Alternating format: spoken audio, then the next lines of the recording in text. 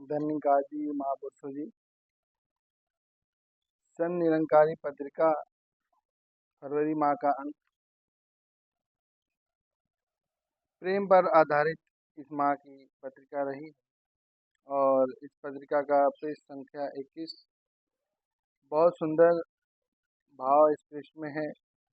इस पृष्ठ में जो शीर्षक है उसका नाम है रईमन धागा प्रेम का मत तोड़ो चटकाए। प्यारी साथ संगत, रहीमदास की कुछ पंक्तियां हैं और भी संतों महापुरुषों की जो भाव है वो इस पेज में अंकित है। प्रेरक वचन के रूप में ये पृष्ठ छपा है। साथ संगत इसमें लिखा है जाघट प्रेम न संचई सोघट जान मसान जैसे खाल लुहार की सांस लेत बिन प्राण। बहुत सुंदर ये वचन है। यहाँ रहीमदास जी की पंक्ति में कहने का प्रयास किया जाता है कि जिसके हृदय में प्रेम नहीं है, जो व्यक्ति प्रेम प्यार से दूर है, वो इस प्रकार है जैसा कि कोई मुर्दा हो। क्योंकि मुर्दों में जैसे कोई जान नहीं होती, तो उसी प्रकार जिस व्यक्ति के अंदर प्रेम नहीं है, प्यार नहीं है, करुणा नहीं है, दया नहीं है, वो व्यक्ति मृत्यु के समान है, मरे हुए के समान है। यहाँ बहुत सुंदर उदाहरण दिया गया है कि जिस प्रकार जो भथनी होती है, जिससे लोहार अपना लोहा को गलाता है, हवा देता है उसमें भथनी में, तो भी हवा दे रहा होता, चल रहा होता, हमारे भी ऐसे सांस तो चल रहे हैं, लेकिन एक निर्जीव के समान हमारा जीवन होता है। दूसरी लाइन में कहा गया प्रेम गली अति साकरी जामे दो न समाए जब मैं था तब हरि नहीं अब हरि है मैं नाई। बहुत सुंदर बात है। यहाँ कहा गया है कि मैं मतलब अहंकार की बात की जा रही है कि जिसके अंदर अहंकार है, अभिमान है, वो व्यक्ति इस प्रेम के राह में, ईश्वर के मार्ग में चल नहीं सकता, क्योंकि उस अपने ही अहम में, अपने अहंकार में डूबा रहता है। उससे किसी की बातें समझ में नहीं आती, किसी की बातें उसके हृदय में नहीं जाती, उसके कानों तक नहीं जाती। यदि किसी संत महात्मा की बात उसके कानों तक पहुंचाने का प्रयास भी किया जाता है, तो उसे अनसुना कर देता है, समझना नहीं चाहता है। तो यहाँ भी यही बताने का प्रयास किया गया कि ये प्रेम का जो मार्ग है बहुत सकरा मार्ग है। यहाँ दो जा ही नहीं सकते, या तो परमात्मा इसमें रह सकता है या मैं रह सकता है, अहंकार रह सकता है। तो ये बहुत सुंदर रूप से इसको भी यहाँ डिस्क्राइब किया गया है।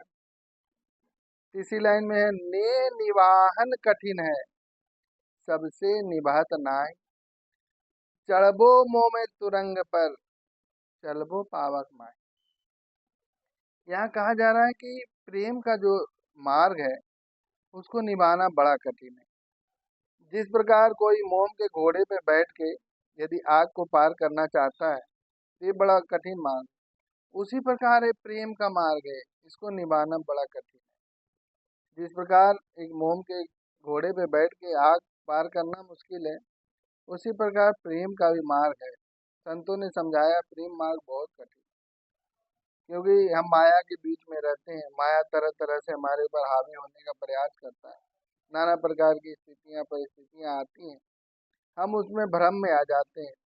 ईश्वर की बनाई हुई रचना, ईश्वर की जो भी स्थितियाँ परिस्थितियाँ हमें देते हैं, उसमें हम भ्रम में आ जाते हैं और जो सदगुरु समझा रहे होते हैं उसको न समझ के अपने जीवन को हम नर्क बना लेते हैं।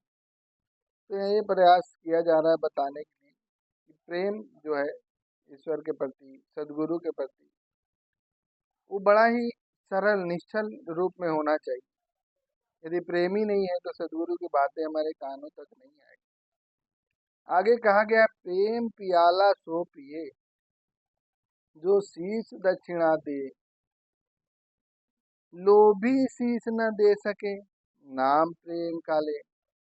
बहुत बड़ी बात कह दी गई है यहाँ पे कि जो ये ईश्वर का मार्ग है, जो प्रेम का मार्ग है, ये ऐसा मार्ग है कि अपना शीश देना पड़ता है। शीश देने का मतलब क्या है? अपने अहंकार को, चालाकी को, चतुराई को सदगुरु के चरणों में नभाना पड़ता है।